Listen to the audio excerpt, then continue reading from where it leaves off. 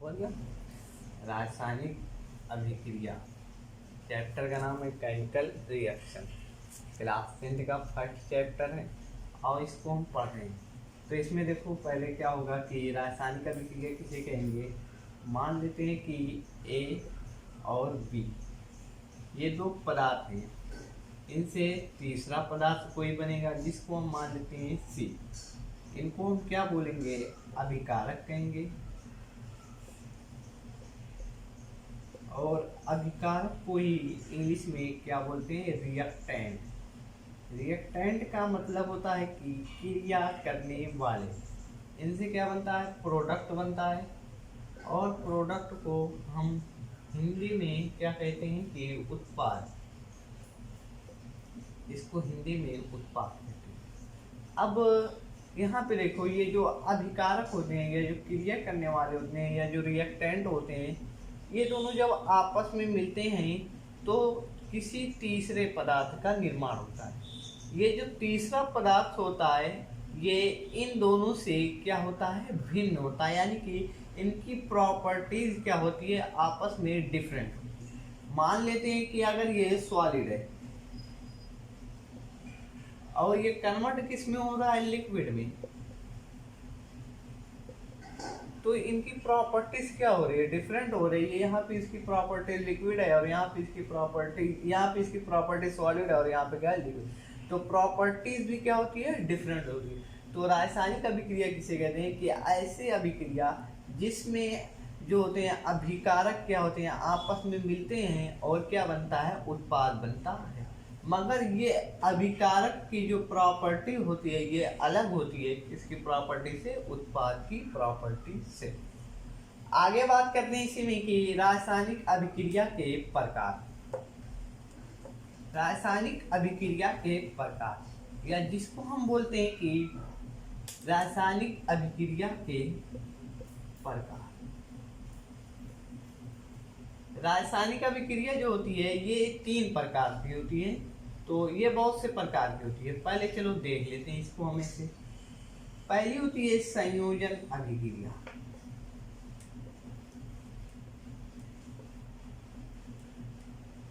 दूसरी होती है वियोजन अभिक्रिया।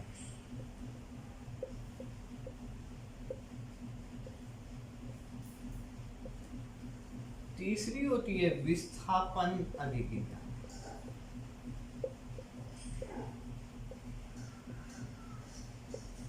और चौथी होती है डबल या द्वि विस्थापन अभिक्रिया। और जो पांचवी होती है उसको हम बोलते हैं अपचयन और उपचयन अभिक्रिया। ये होती है रासायनिक अभिक्रिया के प्रकार। इसको हम बोलते हैं types of chemical reaction. Types of chemical reaction. तो रासायनिक अभिक्रिया इतने प्रकार की होती है। अभी बहुत से प्रकार हैं, इसको हम बाद में पढ़ेंगे, मुख्यतः इतना ही पढ़ने। संयोजन अभिक्रिया को बोलते हैं इंग्लिश में कॉम्बिनेशन रिएक्शन। Combination reaction. वियोजन अभिक्रिया को हम क्या बोलते हैं, डीकॉम्बिनेशन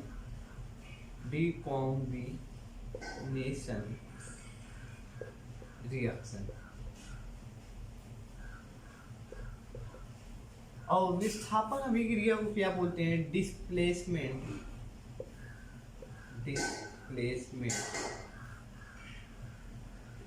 रिएक्शन। इसको द्विविस्थापन को क्या बोलते हैं, डबल डिस्प्लेसमेंट रिएक्शन। इसमें अपचयन को बोलते हैं ऑक्सीडेशन और उपचयन को बोलते हैं रिडक्शन। अब पढ़ेंगे पहली अभिक्रिया जिसको बोलते हैं कि संयोजन अभिक्रिया, या इसी को हम कहते हैं कि कॉम्बिनेशन रिएक्शन।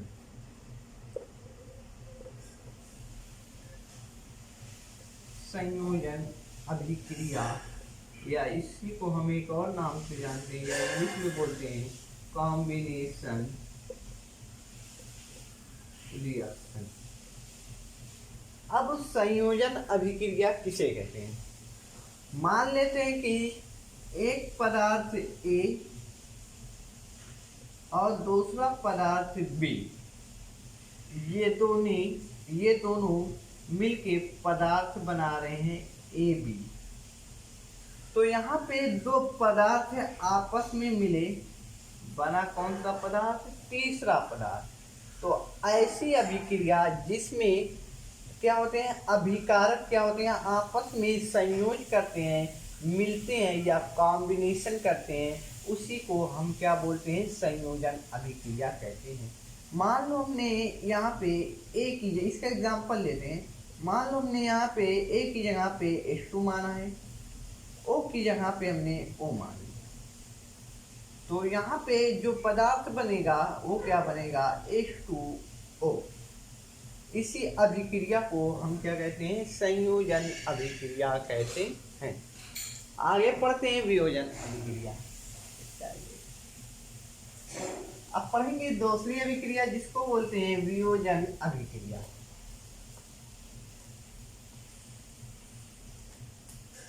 वियोजन अभिक्रिया को हम बोलते हैं कि डिकॉम्बिनेशन रिएक्शन या वियोजन अभिक्रिया। वियोजन अभिक्रिया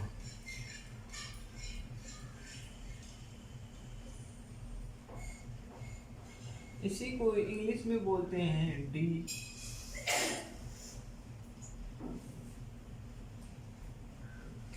डिकॉम्बिनेशन रिएक्शन। अब मान लेते हैं कि हमारे पास जो पदार्थ है वो है ए बी।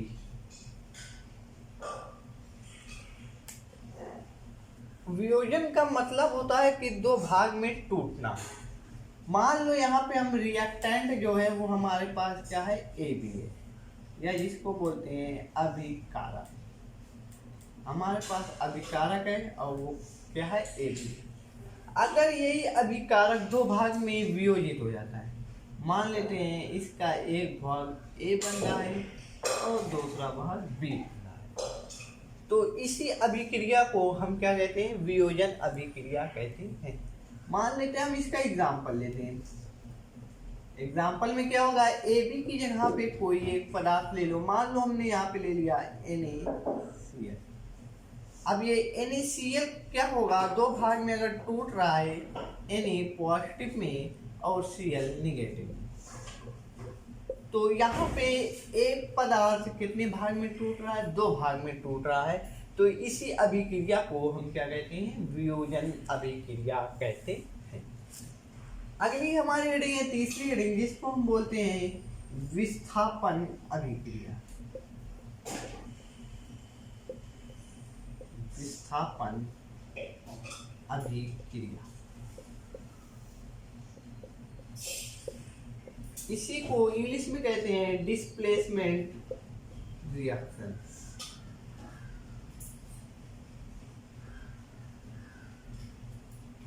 विस्थापन अभिक्रिया किसे कहते हैं? कि ऐसी रासायनिक अभिक्रिया। अब जैसे मान लेते हैं कि यहाँ पे एक पदार्थ है हमारे पास AB, और इसकी क्रिया हम C से करा रहे हैं, तो क्या होगा? मान लेते हैं कि ये जो C है अगर A को हटा देता है, B मतलब B के साथ क्या करता है? A को हटा देगा। जैसे ही C A को हटाएगा तो C A की जगह पे आएगा और यहाँ पे प्रोडक्ट क्या बनेगा? BC।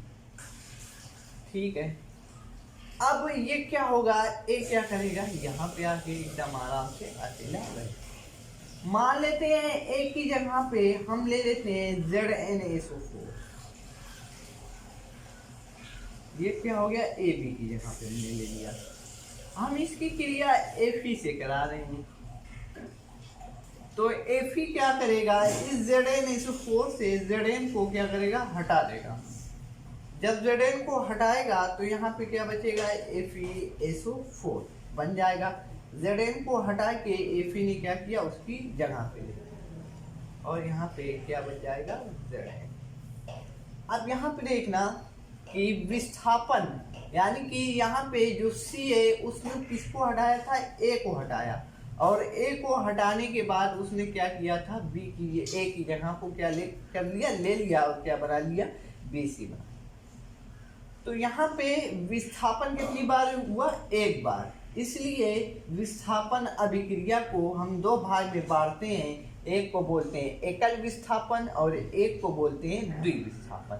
अब अगली हेडिंग हम पढ़ते हैं द्विविस्थापन। ये हमारे एक एकल विस्थापन था जिसको बोलते हैं सिंगल डिस्प्लेसमेंट।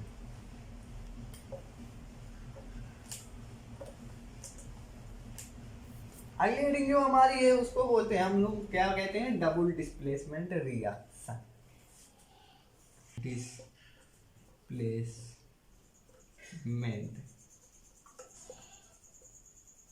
रिएक्शन, इसी को हिंदी में बोलते हैं द्विविस्थापन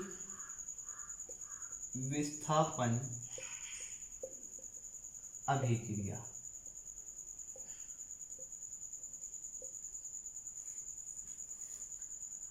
अब द्विविस्थापन अभिक्रिया किसे कहते हैं, तो यहाँ पे देखो, जब विस्थापन कितनी बार होगा, दो बार होगा।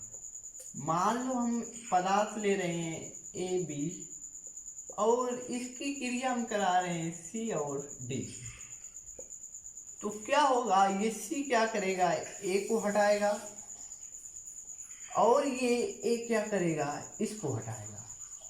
तो यहाँ पे जब C क्या करेगा, A को हटाएगा तो क्या बनेगा, B बनेगा और C बनेगा, और जब ये AC को हटाएगा तो क्या बनेगा, A बनेगा और क्या बनेगा, D बनेगा।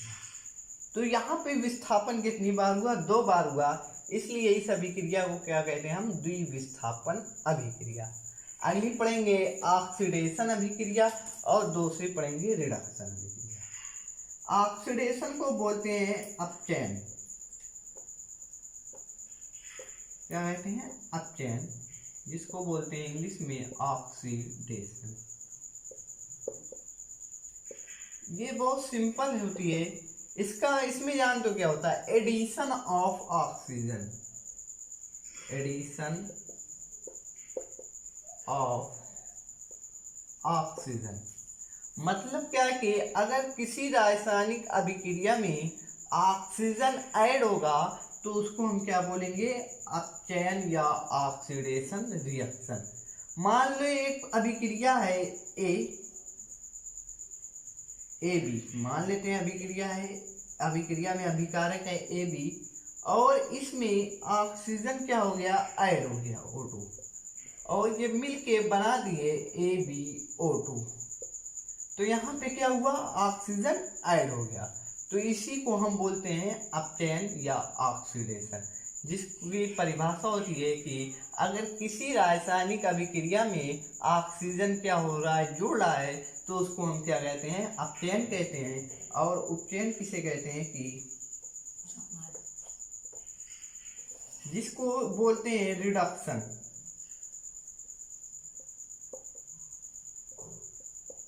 रिडक्शन किसे कहते हैं, कि जब किसी रासायनिक अभिक्रिया से ऑक्सीजन बाहर निकलता है, या हम इसको सिंपल वे में कह सकते हैं कि removal of oxygen is called reduction. इसका एग्जांपल लेते हैं या इसको समझते हैं, कैसे समझेंगे, मान लेते हैं कि ये AbO2 है। अगर इस AbO2 से क्या होगा, AB अलग हो जाए और O2 क्या हो जाए, अलग हो जाए, तो यहाँ पे ऑक्सीजन क्या हुआ, बाहर निकला। तो ऑक्सीजन के बाहर निकलने की प्रक्रिया को हम कौन सी अभिक्रिया कहते हैं, उपचयन अभिक्रिया कहते हैं। आगे दो हेडिंग और बची है इस चैप्टर की, उसके बाद चैप्टर क्या हो जाएगा, फ्लो। एक को हम बोलते हैं एक्सोथर्मिक,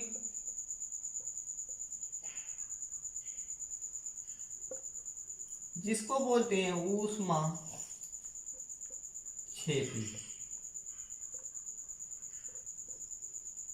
एक्सोथर्मिक रिएक्शन उस रिएक्शन को कहते हैं जिसमें से हमको क्या मिलती है, ऊष्मा मिलती है, यानी कि एनर्जी रिलीज होती है। मान लें कि कोई भी हम केमिकल रिएक्शन ले लें, जैसे मान लो हम ले लेते हैं एक, मान लो AB, इसके मिलने से C है ये, और यहाँ पे C क्या करेगा, A को हटाएगा, जिसको विस्थापन अभिक्रिया कहते हैं। क्या बनेगा, BC बनेगा और A बनेगा।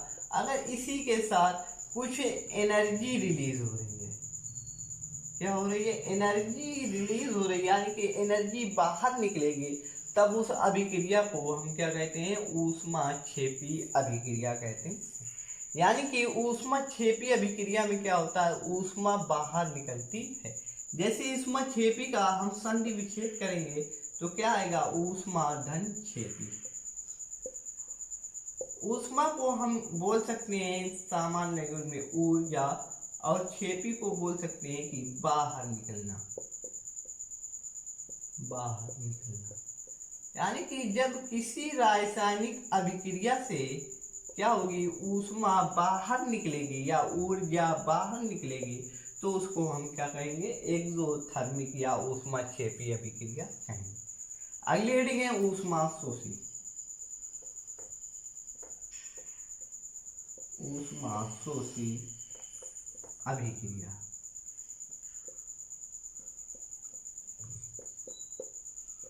इसको इंग्लिश में बोलते हैं एंडोथर्मिक रिएक्शन।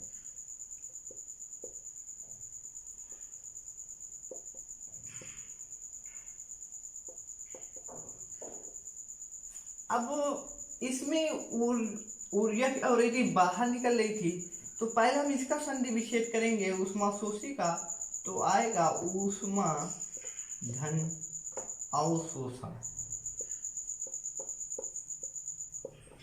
मतलब क्या है कि जिस रासायनिक अभिक्रिया में ऊष्मा का अवशोषण होगा उसको हम क्या कहेंगे, ऊष्माशोषी अभिक्रिया। मान लेते हैं कि इसका कोई एग्जांपल ले लेते हैं। मान लें कि एक पदार्थ हमारे पास AB है और इसकी क्रिया हमको C से करानी है, तो ये क्रिया अगर ऊष्माशोषी अभिक्रिया होगी तो जब तक हम इसको क्या नहीं करेंगे, ऊष्मा बाहर से नहीं देंगे, यानी कि इसको बाहर से ऊर्जा नहीं देंगे, तब तक ये दोनों आपस में क्या करेंगे, क्रिया नहीं करेंगे। तो जिस अभिक्रिया को चलाने के लिए ऊष्मा देना पड़ता है उसको हम क्या कहते हैं, ऊष्माशोषी अभिक्रिया कहते हैं। तो यहाँ पे A क्या करता है, इसके अलग हो जाता है और क्या बन जाएगा, B बन जाएगा। कब, जब हम इसको बाहर से ऊर्जा देंगे।